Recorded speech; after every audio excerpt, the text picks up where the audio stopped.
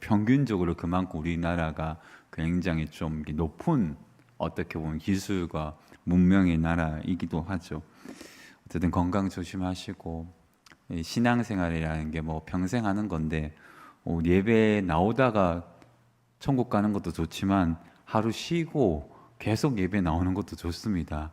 너무 이렇게 무리하지 마시고 열심히 나오는 건 좋으나 너무 열심히 하다가 평생 많이 하다가 더 쓰임 받을 수 있는데 너무 무리하다가 가시는 건 별로 목사에겐 좋지 않습니다.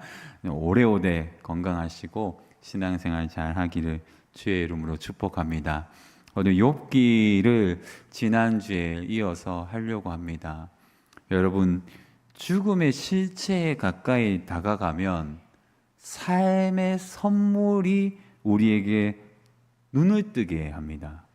죽음이라는 실체에 더 가까이 갈수록 삶이라는 게 선물이라는 것을 느끼게 됩니다. 굉장히 아이러니인데 저희 아버님도 다리 수술을 하시고 암으로 돌아가셨는데 저희 형님이 그 얘기를 한 적이 있습니다. 이제 장례를 다 치르고 저희가 장례 치렀던 고향은 이 시설이 굉장히 낙후돼 있어서 보통은 유골을 보이기 전에 좀 이렇게 잘 이렇게 포장을 해주는데 전체를 뭐 다 볼 수 있도록 이렇게 해놨던 거예요. 그래서 아버지가 다리가 부러지면서 뭐 기계 같은 걸 삽입했었는데 그게 딱 다 태우고 나니까 그것만 남은 거죠. 그래서 형님이 뭐 이렇게 약간 울먹이면서 지금도 생각이 나요. 아버지가 불편했겠는데 이제 편안하겠다. 이 죽음에 가까이 갈수록 우리의 삶의 선물이 쑥 다가옵니다. 우리가 내일을 생각해야 되겠지만 우리에게 주어진 이 현재와 오늘을 즐겁게 살아야 됩니다. 왜냐하면 오늘이 하나님이 주신 우리가 누려야 할 복락이기 때문입니다. 오늘 하루를 희생하지 말고 오늘 하고 싶은 일이 나쁜 일이 아니라면 오늘 꼭 하시기를 바랍니다. 맛있는 거 드시고 싶으면 무조건 또 드십시오. 치킨을 먹고 싶으면 제 얘기가 아닙니다. 오해하지 마시고 치킨을 드십시오. 내일 치킨은 내일 치킨은 내일의 치킨이고 오늘 치킨은 오늘 먹어야 됩니다.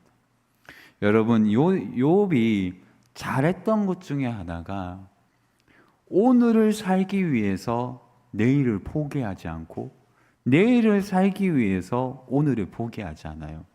그는 하나님을 포기하지 않습니다.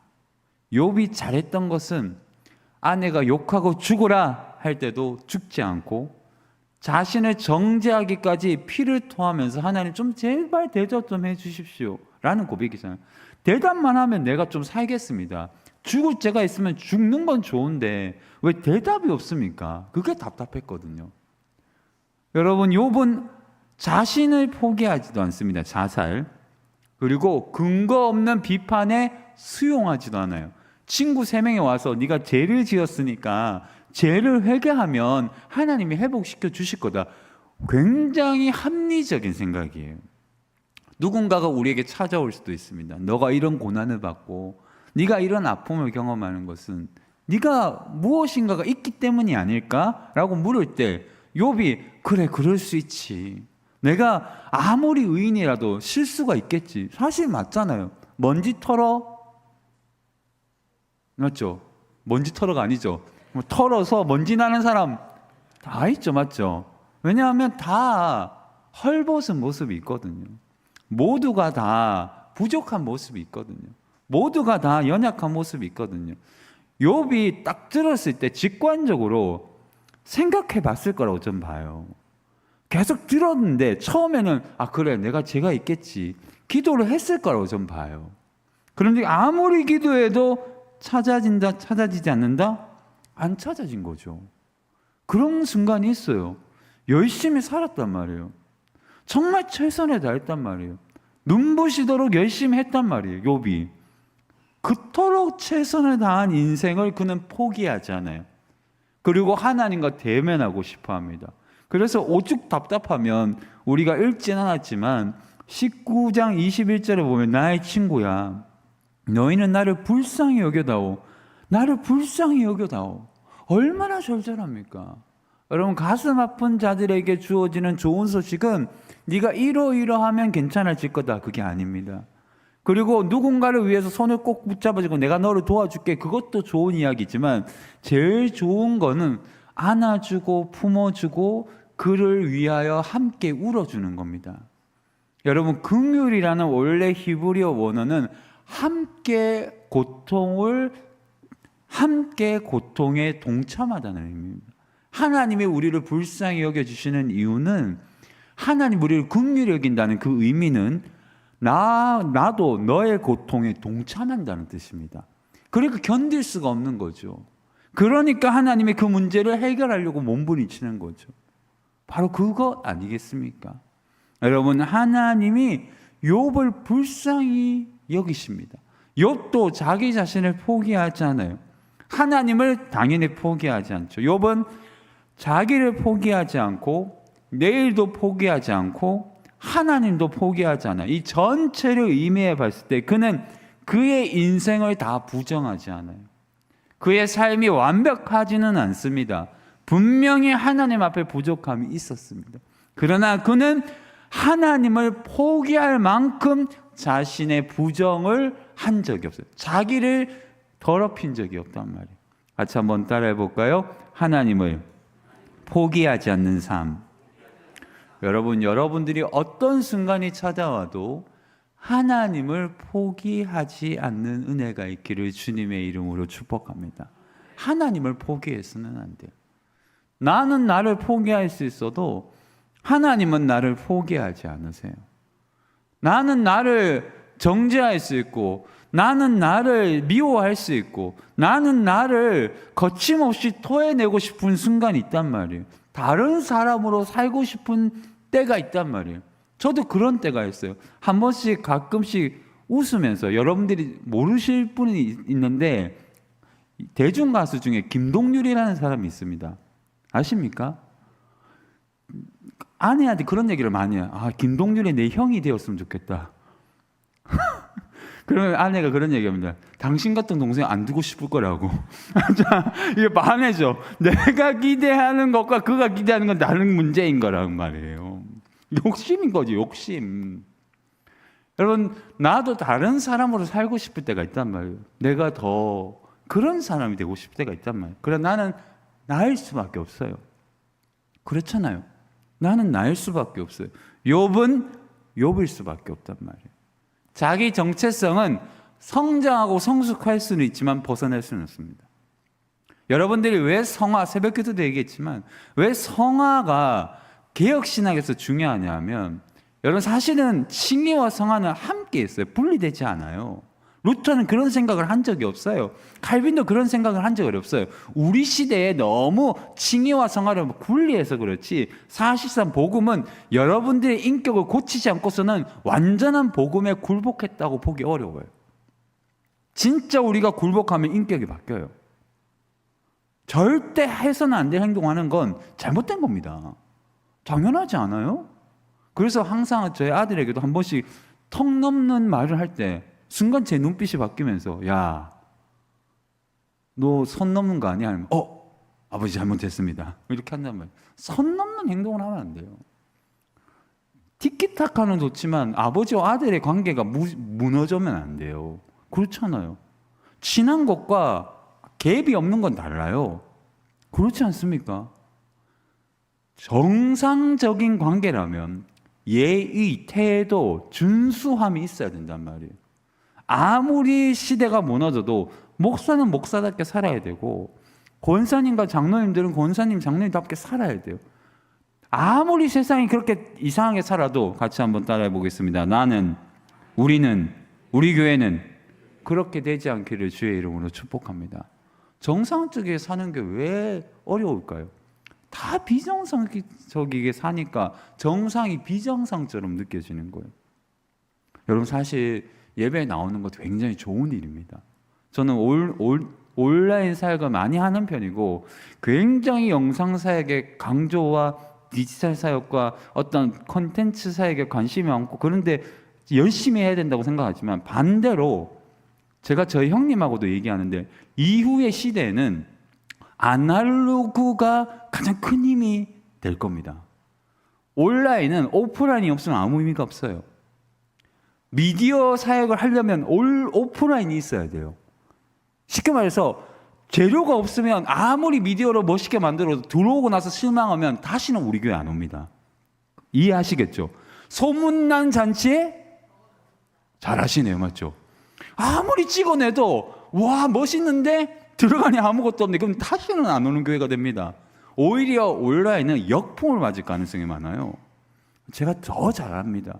오히려 오프라인, 진짜 아날로그. 저는 그런 아날로그 사역에 굉장히 관심이 많아요. 사실은. 오히려 더 말하고 싶은 많은 것들이 제 안에 있고 우리 교회에 있잖아요. 여러분, 욥은 포기도 하지 않고 회피도 하지 않고 삶을 거부하지도 않아요. 자, 보세요. 포기하지도 않고 회피하지도 않고 삶을 거부하지도 않아요. 요 세 가지는 보통의 사람은 다 해요. 포기하거나 회피하거나 삶을 거부하거나 나는 아니다 이런 식으로. 그런데 욥은 직면합니다.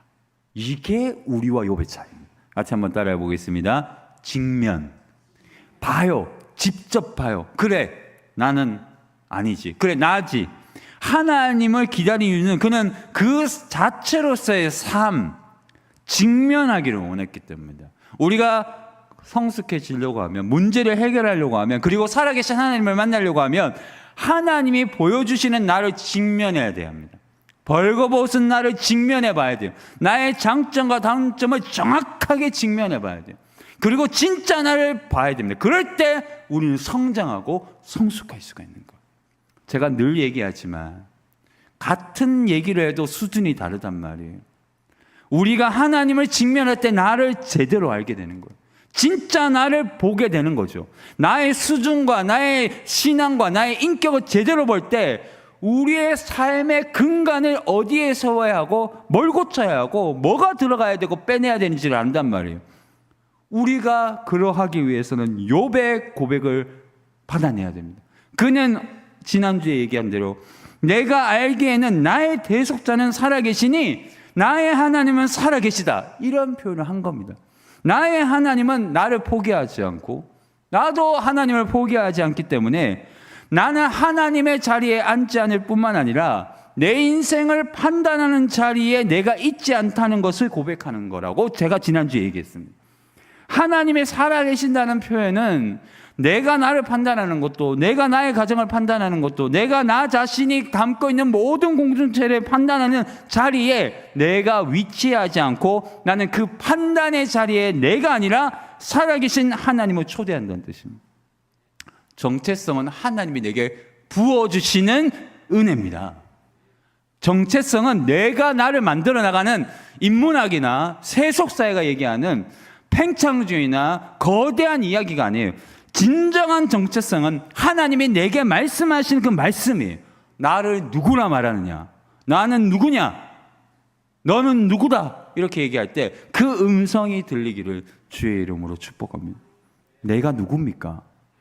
라는 걸 증명해 봐야 돼요. 아무리 여러분들이 나 스스로를 막 외피를 막 입고 막 동원해도 하나님이 얘기하시는 것이 여러분들이고 접니다. 우리는 죄인이고 의인이며 하나님의 자녀이지만 여전히 성장하고 성숙해야 돼 비참한 피조물이라는 사실이 진짜 사실이잖아요. 그럴지라도 하나님이 우리를 긍휼히 여기시기 때문에 우리에게는 칠흑 같은 어둠은 없고 신락 같은 희망을 부여잡는 인생이 아니라 주도적이고 분명한 하나님의 인도하심이 있는 그리스도인이라는 사실을 믿으시기를 바랍니다. 신앙은 신락 같은 희망을 잡는 게 아니에요. 그건 인본주의죠.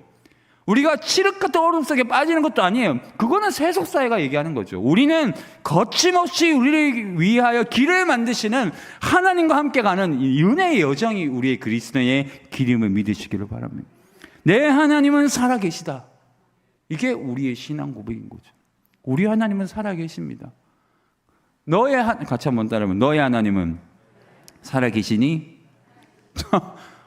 우리의 하나님, 나의 하나님은 살아계세요. 다른 하나님이 다 죽어도 굉장히 안 좋은 얘기죠. 그런 일도 없겠지만, 니체는 신은 죽었다 얘기했지만 사실 그 이야기는 신이 죽었다는 얘기가 아닙니다. 사실은 정확하게 어휘를 따져보면 신이 죽었다는 것이 아니라 살아계신 신은 여전히 사역이나 역사를 하지 않는다. 그러니까 활동하고 역사하시는 신을 부정했단 말이에요. 니체는. 우리가 신을 사랑하고 하나님을 사랑한다는 신앙이 있다는 것은 근본적으로 하나님이 역사하신다는 영향력이 있다는 것을 거절해버리면 실제로는 무신론자와 똑같아요. 무신론자가 아니죠. 우리는 신을 믿으니까. 근데 진짜 요즘은 신앙생활 정상으로 하는 사람이 드물어요. 왜냐? 다 이상한 막 영성에 빠져가지고 유튜브에 온갖 막 무슨 전도사 유튜브 보시는 분들 안 계시죠? 그 이상한 막 귀신 쫓아내고 그 사람 완전 그 라인이거든요. 신사도 운동 라인. 여러분 그런 사람들 보면 거의 미친 거 아닙니까? 거의 연출이거든요. 여러분 그런데 속지 마세요. 저 근처에 있는 곡성 영성 훈련원인가? 거기 가시면 안 됩니다. 거기 장로님이 뭐 안수하고 뭐 신유 이런 거 하는데 거기 가지 마세요.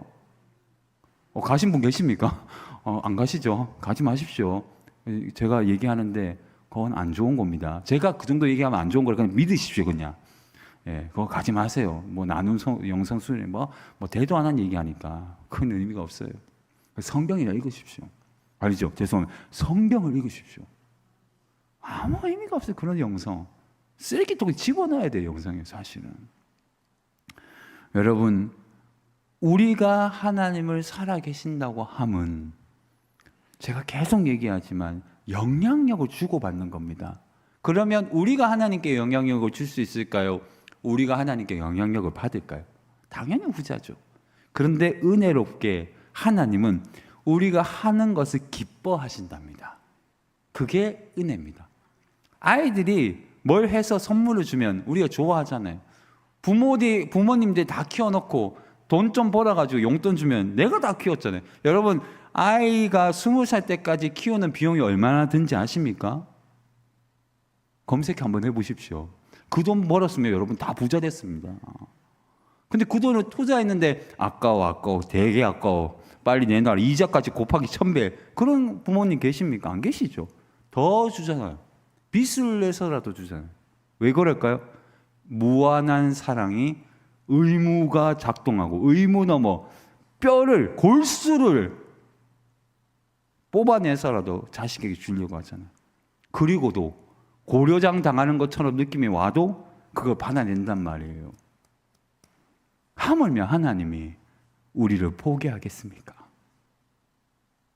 믿으시기를 바랍니다. 저도 가끔 주님이 날 포기하는가 이런 생각이 들 때가 있어요. 들 때가 있단 말이에요. 들 때는 괜찮아요. 그거를 믿음으로 벗어나야 됩니다. 나도 나를 감당할 수 없을 때 오늘 25절의 후절을 보십시오. 마침내 그가 땅 위에 서실 것이다. 이 뜻이 뭐냐 하면 땅 위라는 단어가 원래 히브리어를 찾아보면 먼지, 마른 땅, 흙 위라는 뜻입니다. 즉 하나님이 먼지와 마른 땅, 흙 위에 똑바로 서 있겠다는 뜻입니다. 욥은 이렇게 얘기합니다. 나의 하나님은 살아계시니 마침내 그가 흙먼지 위에 서겠다. 이 말 뜻은 정확하게 하나님의 내가 있는 그 흙먼지가 날리는 가장 비참한 현실에 찾아오실 거라는 믿음의 고백입니다. 하나님이 내려오신다는 거죠. 왜요? 욥을 하나님이 사랑하사 나를 증명하기 위해서 흙먼지가 날리는 이 세상에 정확하게 내가 가장 비참한 자리, 내가 정확하게 가장 무너진 자리, 내가 가장 비참해진 그 자리에 하나님은 살아계신 하나님으로 찾아올 거라는 믿음의 고백입니다. 그래서 우리가 가장 비참해질 때 가장 은혜로운 역사를 경험하게 될 줄 믿습니다. 우리가 가장 비참해질 때 하나님은 우리를 가장 높이기 위해서 우리 안에 찾아오세요. 우리 곁에 가까이 계세요. 우리가 가장 무너졌을 때, 죄가를 많이 지었을 때, 우리는 도저히 우리 스스로 용납할 수 없을 때조차도 하나님을 기꺼이 그 죄에 넘어서 우리를 용납하시고 용서하시는 분이십니다. 왜일까요? 나도 나를 사랑할 수 없을 때 하나님이 나를 사랑하시기 때문입니다. 그 사랑이 우리를 지금까지 이끈 겁니다. 욥은 주님을 기다립니다. 주님은 결국 자신을 찾아오실 것이라는 사실을 고백하는 거죠. 기다리면 찾아옵니다. 아리랑 아라리오, 나를 버리고 가시는 님은 그 뜻이 뭔지 아세요, 여러분? 가지 말라는 얘기입니까? 가라는 얘기입니까? 깊게 생각 안 해보셨죠? 저는 깊게 생각해 봤는데요. 제가 아리랑을 되게 좋아합니다. 한이 많아서 그렇다는 뜻이 아니고 이런 거에 관심이 좀 있어요. 왜 가는 잘 박수 쳐주고 가야 되지? 왜 나를 버리고 가시는 심리도 못 가서 발병 난다고? 저주 아닙니까? 저주. 잘 가라고 박수 쳐야 되고 대인배적인 사랑을 해야 되는 거 아닙니까? 왜 그런데 아리랑의 저자는 심리도 못 가서 발병 난다고 얘기했을까요? 그 말에 역설의 의미가 있습니다. 인문학자들이 많이 사설을 펼치는데 그 중에 하나를 제가 얘기해 드리자면, 그는 그 사람을 지극하게 사랑하기 때문에 혹여나 그가 아파서 힘들어서 잠시라도 멈추면 좋겠다. 얼마나 애절해요. 발병 가서 잠시라도 멈추면 좋겠다. 얼마나 사랑이 지고지순합니까? 같이 한번 따라해 보겠습니다. 그런 사랑 나는 싫어요. 왠지 여러분 그런 말 안 나오실 줄 알았죠. 그런 사랑 나는 싫어요. 대신에 그런 사랑 나는 받고 싶어요. 그렇잖아요.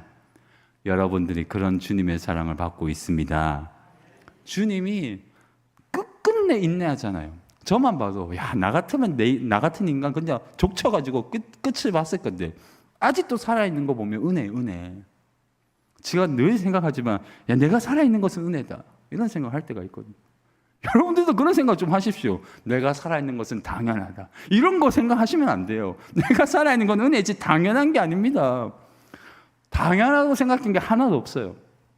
진짜 그래요. 하나님의 은혜만이 우리를 당연하게 여길 수 있도록 우리를 그 자리에 올릴 수 있는 근거를 주시는 유일한 근거입니다. 은혜만이 당연하게 만들 수 있는 근거예요. 여러분, 하나님이 찾아오시는 것을 욥은 발견하기를 원합니다. 혹시 여러분들 가운데 가장 어려운 자리에 있었다면 그런 경험을 하셨을 거고, 앞으로 여러분들이 끝끝내 결국 우리가 죽음을 넘어서야 되잖아요. 가장 어려운 순간이 도래할 겁니다. 내가 내 몸을 가눌 수 없고 미친 듯한 한계선에서 내가 턱을 놓고 밥 하나 내 숟가락으로 못 먹어서 누군가를 의지할 순간이 와요. 그때 여러분들이 기억해야 됩니다. 내 곁에 계신 분은 남편과 아내와 자식이 아니라 요양보호사가 아니라 하나님이다. 그걸 고백해요. 내 아버지 곁에 있었던 것은 저지만 하나님이었습니다. 성령께서 우리 아버지를 저를 통하여 회심시키고 천국으로 데려간 거죠. 주님은 절대 떠나지 않아요. 지금도 명확하게 기억이 나요. 솔직히 전 되게 아쉬운 게, 여러분들도 그런 후회하지 않기를 바라요. 아버지가 지금까지 살아 계셨으면, 아버지가 그토록 좋아하는 이 저수지가 많고 강도 많은데, 아버지 한번 오십시오, 놀러 오셔서 맛있는 거 드시고 낚시도 하시다가 아들 불러서 저 옆에서 라면 끓여 먹으면서 아버지가 도란도란 얘기하면 얼마나 좋아요. 제가 평생 후회하는 것 중에 하나가, 저와 제 아들과 아버지와 낚시하는 게 저희 꿈이었는데 그걸 못했어요. 할 수 있겠지 생각하고 뒤로 넘겨버렸더니 그 해에 돌아가셨어요. 제가 정말 후회합니다. 그래서 해람이한테 얘기했어요. 아빠는 언제까지 살고 싶어? 네 아들하고 낚시하고 때까지. 네 아들하고 내가 낚시할 때까지 살 거다. 걱정하지 마라. 해람이 해서 아들하고 헤이 뭐 하여튼 그 아들들하고 낚시할 때까지 살 거다. 라면 먹을 때까지는. 나는 못 이루는 꿈 너희들에게 이루어 줄 거다. 걱정하지 마라 했는데 많이 이렇게 슬프더라고요. 그러니까 여러분, 인생에서 찾아오는 것 중에서 대다수는 감당할 수 없는 것들이 꽤 많아요. 좋은 일들도 감당할 수 없지만 좋지 않은 일들도 감당할 수 없는 게 막 찾아온단 말이에요. 어떻게 감당하시겠어요? 감사하게도 사랑은 만남이 이루어지는 영역을 미리 제공해요. 이게 무슨 얘기인가 하면 욥은 주님을 기다립니다. 아무리 친구들이 날 정죄해도, 아무리 아내가 날 떠나도 나는 하나님을 사랑한다는 고백이 있어요. 그 영역이, 하나님을 향한 사랑의 그 영역이 뭘 제공하는가 하면 그 누구도 생각할 수 없었고 그 누구도 만들어줄 수 없는 하나님을 받아들일 믿음의 영역을 창조해요. 욥이 하나님을 사랑하고 주님을 기다리고 만남을 이루기 위해서 열렬히 기다리는 그 순간 그의 믿음의 영역은 자신을 초월하여 만들어지고 있는 겁니다. 보세요. 계속해서 원망하고 죽여달라 살려달라 죽여달라 살려달라 막 얘기하다가 결국 주님이 찾아오셔서 너하고 내가 한번 얘기해보자 하면서 욥을 하나님이 너 잘못했다고 말하지 않아요. 이게 중요합니다. 친구들 3명은 너 잘못했다. 욥에게 얘기한 모든 이야기는 잘못했다. 회개하지 않고 회개하지 않으면 욥이 너희들을 위해서 기도하지만 내가 너희를 저주하겠다. 내가 너희를 심판하겠다. 욥이 중보기도해서 회복하잖아요. 욥에게는 하나님이 얘기합니다. 너는 잘못했다라고 말하지 않아요. 뉘앙스가 그렇지 않아요. 욥이 스스로 회개하는 거죠. 욥에게 얘기합니다. 네가 아느냐라고 얘기하는 거예요. 네가 그렇게 많이 아니 나를. 그 말 뜻은 뭐냐? 너는 나를 사랑하고 나도 너를 사랑하지만 네가 아무리 나를 사랑해도 같이 한번 따라하고 있는 내가 너를 사랑하는 것보다는 못하다. 맞아. 주님이 욥을 사랑하는 것보다는 욥의 사랑은 작아요. 우리가 깨달아야 될 것은 뭐냐? 고난과 즐거움과 기쁨 모든 것들이 우리에게 한꺼번에 다가올 겁니다. 어느 순간은 기뻤다가 어느 순간은 슬펐다가 이 모든 것들이 희로애락이 다가오지만 결국 이 모든 것이 말해주는 것은 하나님은 언제나 나보다 나를 더 사랑하시는 분이라는 사실입니다. 이것이 우리의 신앙 고백이 아니면 무슨 신앙 고백이 있겠습니까? 욥은 그 영역을 만들어내요. 그래서 욥이 되는 겁니다. 우리가 조건을 만들어내는 믿음의 영역 속으로 들어가려면 사랑이 무너지지 않아야 됩니다. 저는 그렇게 믿지 않아요. 어떻게 인간이 한 남편이 한 아내가 외도할 수 있는가? 인간은 다 그럴 수 있다고 저는 봐요. 인간은 다 눈 돌아가니까. 그런 얘기가 있습니다. 15분의 쾌락을 위해서 평생을 버린다. 이게 성적인 쾌락에 넘어진 사람. 수많은 쾌락이 10분, 15분 한순간 때문에 일생을 망친다는 거예요. 맞죠? 왜 그럴까요? 인간이 연약해서 그렇지만 두 번째, 저는 그렇게 생각합니다. 왜냐하면 결단하고 각오하는 사랑은 견딜 수 있고 이겨낼 수 있지만 이걸 뭐라고 표현하는 줄 아세요? 연습되어진 사랑은 어떤 순간이 와도 연습대로 가지만 연습 없는 사랑은 결국 무너져요. 여러분 잘 보세요. 연습된 사람은 딱 조건이 갖추어지면 그대로 갑니다. 그래서 훈련이 필요한 거예요. 신앙도. 견디는 훈련, 인내. 그래서 은혜 받는다는 것은 순간이지만 인격의 훈련은 계속되는 거잖아요. 여러분 은혜가 주는 것은 인격적 훈련을 위한 동기부여지 은혜가 순간 인간을 완전히 바꾸는 게 아니에요. 여러분도 자신을 데려와 보세요. 작년과 올해가 건강하고 성숙해졌습니까? 그렇지 않다면 훈련되지 않는다면 언젠가 또 그 순간이 다가오면 여러분들이 가지고 있는 짐승이 나올 겁니다. 왜 나왔을까? 물어본다면 여전히 짐승이 있는데 잡지는 않고 순간 은혜의 감옥에 가두어 넣어버리고 키를 내가 가지고 있어요. 어느 순간 욕망의 키를 열어버리면 짐승은 나오는 거예요. 훈련은 아예 짐승의 밥도 주지 않을 뿐만 아니라 키를 버리는 겁니다. 나올 수가 없어요. 나올 수가. 그래서 그걸 훈련해 봐야 돼요. 말과 언어와 행위와 모든 것들이요. 아, 목사님 그건 피곤한데요. 피곤합니다. 같이 한번 따라. 신앙은 피곤하다. 잘 하려면 피곤해요. 적당히 하려면 괜찮아요. 적당히 하면 그냥 뭐 내 마음대로 살면 돼. 하고 싶은 얘기 다 하고 하고 싶은 대로 다 하고 교회도 막 내 하고 싶은 대로 다 하고 내 하고 싶은 대로 신앙생활 하시면 편해요. 그런데 거기에는 아무것도 절대 좀 죄송한 표현이지만 저와 함께 목회하면서 성장과 성숙을 이루지 않으면 더 높은 곳을 우리는 함께 가지 못해요. 왜냐? 저는 그런 차원에서의 목회에 만족을 하지 않기 때문에 숫자 늘어가는 건 아무 의미가 없어요, 여러분. 저는 한 인격이 바뀌는 걸 보고 싶어요. 나도 바뀌는 거 보고 싶고, 저는 우선 저 자신에 놓고 기도하는 사람이니까, 그리고 변화되지 못할 그 인간이 바뀌는 걸 보고 싶어요. 도저히 안 바뀌거든요. 너는 떠들어라, 나는 길을 닫겠다, 하고 싶은 대로 또 해, 계속. 그런 인생이 있는데, 교회들마다 다, 저도 그렇고. 그런데 욥 같은 고난과 어려움을 만나면 바뀐다, 안 바뀐다? 왜 자신이 없으십니까? 바뀝니다. 맞아 죽을 만큼 맞으면 바뀌어요. 덜 맞아서 그래요. 죄송한 표현이지만 참, 여러분들이 맞으라는 뜻이 아닙니다. 맞으면 겸손해지거든요. 여러분 개 키워보신 적 있으시죠? 진돗개는 절대 어릴 때 데리고 오면 주인을 물지 않아요. 진짜 사정없이 개 패듯이 텄는데도, 제가 텄다는 게 아닙니다. 우리 어머니가 팼는데, 어머니 팼는데도 절대 물지 않아요. 주인이니까. 그런데 있잖아요, 약간 큰 진돗개를 데리고 오잖아요. 으르렁거립니다. 주인이 아니기 때문이에요. 원천이 아니기 때문이에요. 진짜 개 많이 키워봤는데, 이런 표현을 하면 안 되겠다. 자, 그보다 못하는 사람이 있단 말이에요. 그 많이 맞았으면 좀 정신 차려야 될 건데, 아직도 버릇을 못 고치고. 그러니까 들깨가 되는 거예요. 들깨. 왜 구례의 땅은 들깨가 많은지 모르겠습니다. 빨리 잡아 족쳐야 되는데, 누가 하나 물려봐야 정신 차리는지. 아니 농담이 아니에요, 진짜로. 들깨 그렇게 많아요. 저 같으면, 저 혹시 군수님 친하신 분들 들깨 좀 잡아달라고 기도하십시오. 아니 청원을 빨리 해야 됩니다. 왜냐하면 여행객들이 그렇게 많은데, 오늘도 제가 봤는데 들깨가 막 자기 무서운지 모르고 막 차를 쫓아다니면서 멍멍 짖고 막 쫓아다니고, 미친 들깨죠. 그런 들깨들이 혹여나 내 자식을 물어뜯는다고 생각해 보십시오. 엄청 겁나지 않습니까? 우리가 하나님을 벗어나면 들깨처럼 돼버려요. 남의 얘기가 아니에요. 저도 마찬가지. 은혜가 없으면 순간 막 악한 생각이 나고, 목사답지 않은 것들이 나를 막 그쪽으로 밀어낸단 말이에요. 그러면 우격다짐이 아니라 연습되어진 방식으로 나를 눌리는 겁니다. 연습되면 적정선에서 한계치를 벗어나지 않아요. 그렇죠?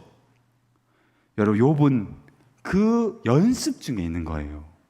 얼마나 연습이 독했으면 자녀 잃고 재산 잃고 사랑하는 아내도 욕하고 죽으라 하지, 친구들은 찾아왔더니 너 죄 지었지 회개하라고 하지.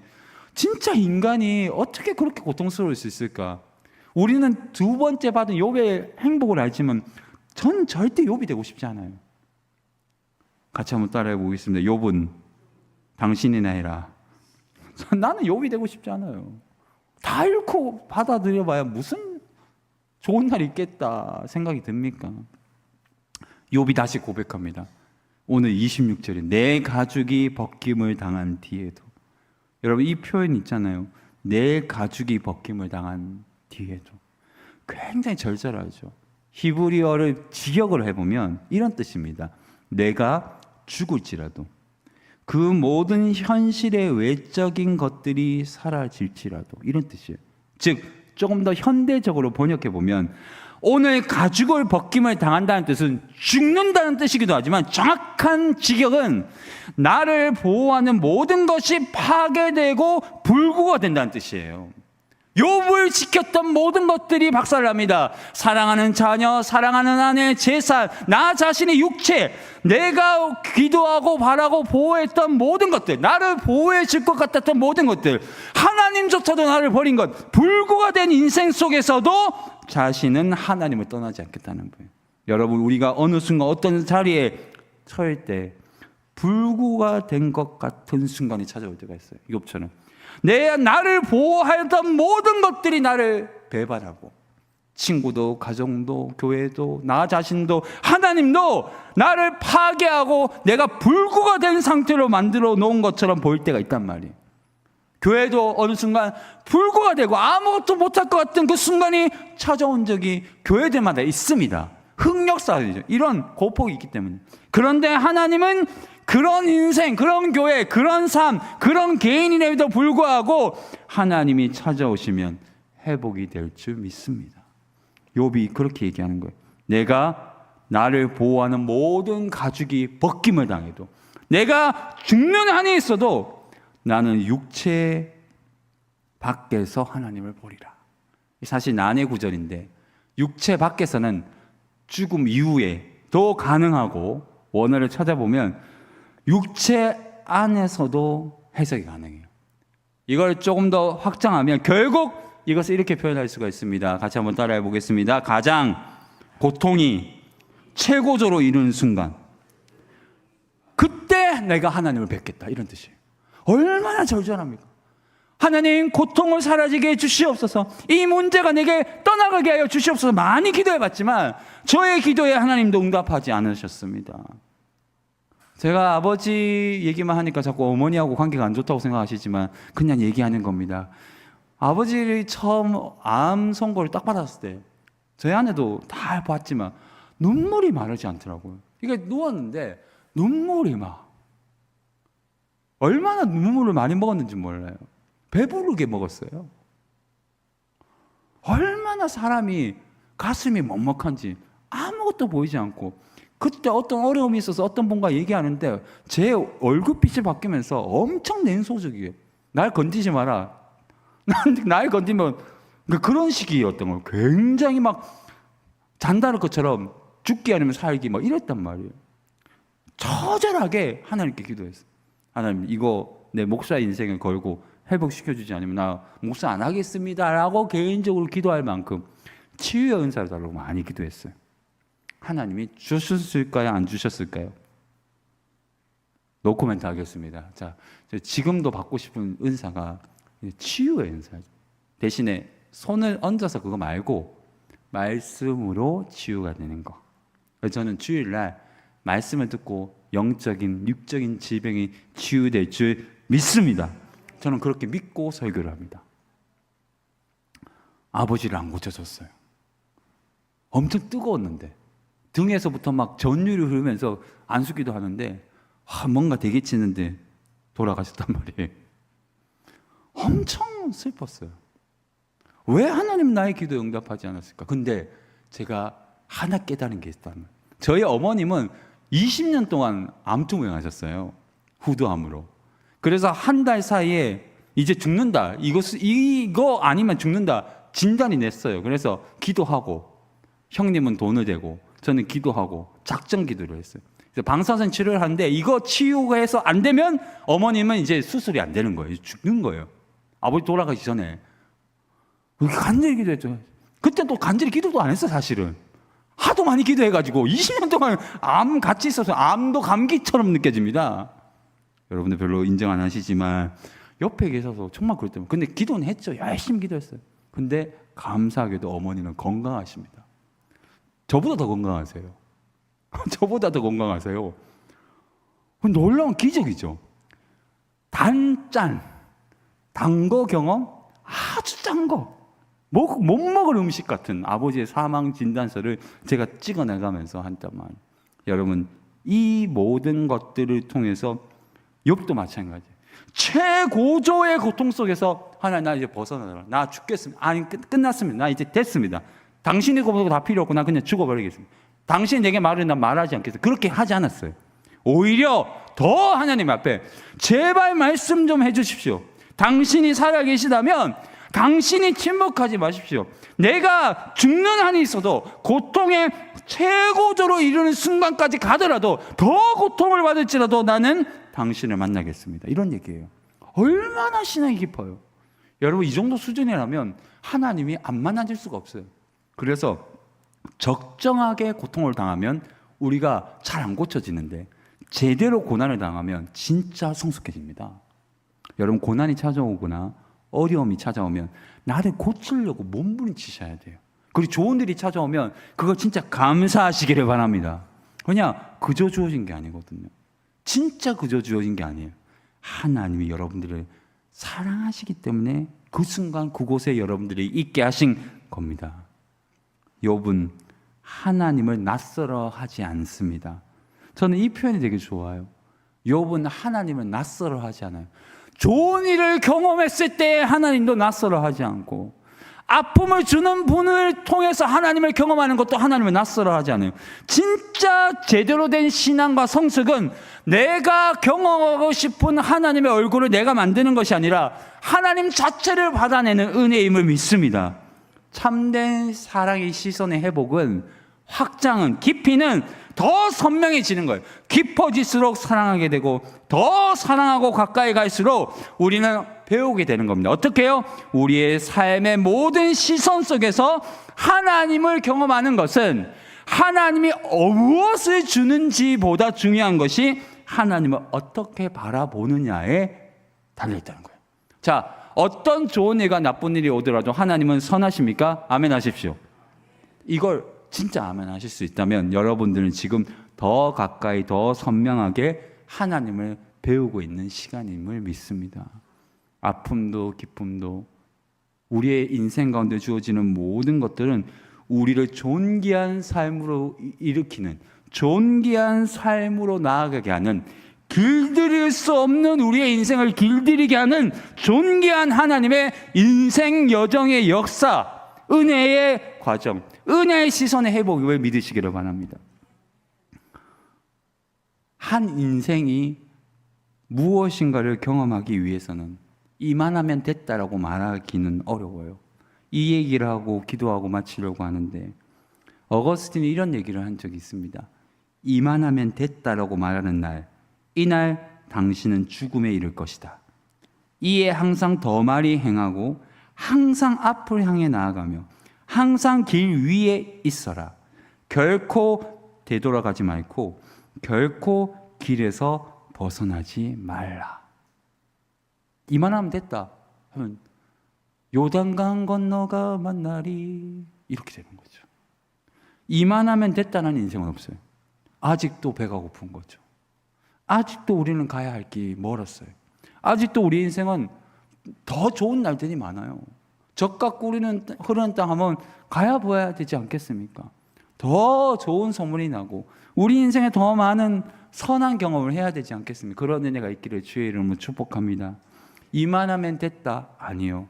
고난이 다가오면 더 많은 하나님의 은혜가 뒤에 있다는 것을 꼭 기억하시기를 바라고, 우리의 인생에 절대 흐트러지지 않도록 연습되어진 인생, 신앙, 나의 인격을 계속 연습할 수 있도록 나 자신을 갈아엎는 것에 좀 관심이 있기를 바랍니다.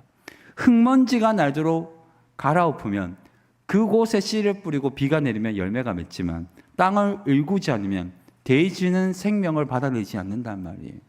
우리의 삶을 갈아엎는 작업은 먼지 날리고 힘들고 괴롭고 아주 아름답지는 않아요. 그러나 우리의 인생 여정은 뒤돌아보지 말고 길 위에 있고 다시금 반대로 가지만 않는다면 하나님이 우리의 길을 인도하시는 키를 가지고 있는 주인이시기 때문에 절대 실패할 일은 없습니다. 제가 청빙받아서 처음으로 한 인사가 저는 절대 실패하지 않을 거라. 실패하지 않는다는 말이 아니에요. 실패하지 않을 것처럼 최선을 다할 거란 말이에요. 그러면 적정선에서 실패가 덜합니다. 근데 나는 실수할 수 있지. 그러면 큰 사고 납니다. 운전할 때 절대 사고 안 나야지 하면 적당히 사고 나면 괜찮죠. 사고 날 수 있지 하면 큰 사고 납니다. 그래서 이 차원이 되게 달라요. 우리는 신앙에서 그렇게 그렇게 하면 하나 은혜가 되겠지. 그런 거 없어요, 여러분. 콩 심은 데 콩 나고 팥 심은 데 팥 나요. 제가 진짜 깨달았는데 절대 이 원리는 떠나죠. 은혜의 원리는 이 원리를 기준으로 하는 거지. 대동하는 인격을 가지고 내가 성장하고 성숙하려고 하면 절대 그렇게 되지 않아요. 눈먼 목자를 만나면 높은 자리에 올라갈 수 있기는 저는 눈먼 목자가 아닙니다. 여러분들이 성장하고 성숙할 수 있어야만 우리가 함께 갈 수 있는 거예요. 여러분, 우리가 어떤 권위를 가지려고 하면 권위에 맞는 사람이 되려고 몸부림쳐야 됩니다. 실력이 있으라는 뜻이 아니에요. 존재가 그렇게 바뀌어야 돼요. 누구도 나를 무시할 수 없을 만큼 권위를 가지려고 한다면 욥처럼 주님을 대면해 봐야 됩니다. 가장 높은 분을 대면해 봐야 피상적이고 피조물 세계 속에서 나의 존귀함이 드러나는 거예요. 굉장히 어려운 표현이지만 모세가 주님을 배웠잖아요. 얼굴에 광채가 나요. 그리고 자기 광채를 보지도 못하고 내려오니까 회중들이 무서워서 얼굴을 가리라 달라고. 광채가 빛이 나니까. 여러분, 이 빛이 어떤 빛이었을까요? 거두절미하고 하나님을 배우는 사람이 리더가 되어야 됩니다. 가정에서도 신앙의 리더는 돈 많은 자가 리더가 아니에요. 하나님을 뵙는 사람이 그 가정의 키를 가지고 있어야 돼요. 아이라도 신앙이 좋으면 부모를 가르칠 수 있어요. 부모라도 신앙이 없으면 그는 키를 가지고 있는 사람이 아니에요. 목사라도 그가 하나님을 배우지 못하면 아무것도 볼 수 없는 사람, 눈먼 자가 소경을 인도하는 거와 똑같아요. 그래서 목사는 항상 기도하고 조심해야 됩니다. 장로님들도 마찬가지고 권사님들도 마찬가지고 우리가 다 마찬가지. 눈먼 자가 어떻게 소경을 인도합니까? 차라리 소경이 눈먼 자를 인도할 수 있겠죠. 우리가 굉장히 주도 면밀하게 욥을 봐야 되는데 욥은 눈먼 자도 아니고 안전뱅이도 아니에요. 그는 인생에서 가장 처절하게 죽음 앞에 놓였어요. 그런데 그는 신기하게도 죽음을 돌파합니다. 그리고 그는 맞닥뜨려요. 누구와? 죽음 넘어 부활이 아니라 주님을 볶는 겁니다. 우리가 받아야 할 복은 없다가 있는 거 아닙니다. 건강하지 못하다 건강. 그거 있어. 그런 것도 맞아. 다 맞는데 그거 넘어는 뭘까요? 하나님 자체예요. 하나님. 이게 저의 신앙 고백이고 욥의 신앙 고백이고 우리의 신앙 고백 아니겠습니까? 여러분 승리하시기를 정말 축복하고요. 혹시 여러분들이 기회가 되면 오디세이라는 영화를 한번 보십시오. 저도 안 봤는데 장장 3시간이랍니다. 저는 오디세이를 읽어봤으니까 오디세이는 결국은 그 이야기거든요. 한 인간이 처절한 운명을 이겨나가면서 집으로 가는 going home이거든요. going home. 근데 잘 생각해 보세요. 우리의 인생을 3시간으로 편집한다고 생각해 보세요. 고난의 시간은 어느 정도일까요? 좋은 날은 어느 정도일까요? 그리고 우리가 지금 어느 시간이 있을까요? 그걸 한번 계산하고 사셔야 돼요. 내가 어디점에 있을까 지금? 저도 제 인생의 시간을 몇 살 때까지 살 것 같으세요? 제가 모르죠. 저도 모르는데 여러분들 어떻게 알겠습니까? 저도 모르는데 살 만큼은 살겠죠. 근데 저는 그건 하나 있어요. 데이비드 브레이너드가 얘기하는데 소명이 다하는 날까지 살게 하여 주시옵소서. 저희 고백. 언제 소명이 다 끝날까요? 아직은 난 이루고 싶은 게 많은데요. 아직 안 죽는다는 뜻입니다. 아직 감사해요. 아직 죽을 때가 아닌 거죠. 여러분 교회에 있어서 주의 일을 할 때 이거는 꼭 하고 죽어야지. 그런 거 계속 미루십시오. 안 죽을 겁니다, 여러분. 그래서 내가 이건 꼭 하거든. 끝까지 계속. 우리 교회 한번 뭐 하나 해버리라. 내 생전에 이거 한번 끝을 버리라. 좋은 거 있잖아요. 나쁜 거 말고 좋은 거 한번 상상해봐. 내 인생에서 우리 교회 막 500명 되는 거 버리라. 뭐 이런 거 좋잖아요. 아무도 아멘 하지 않았지만 내 인생의 순천에 우리 교회 지교회를 세우리라. 우리 동기 목사님과 그런 얘기 하는데 우리가 23,000명밖에 안 되는 이 구례 땅에서 인구로 부흥시키는 어렵거든요. 방법 하나가 있어요. 순천의 젊은 교회를 우리가 세우는 거죠.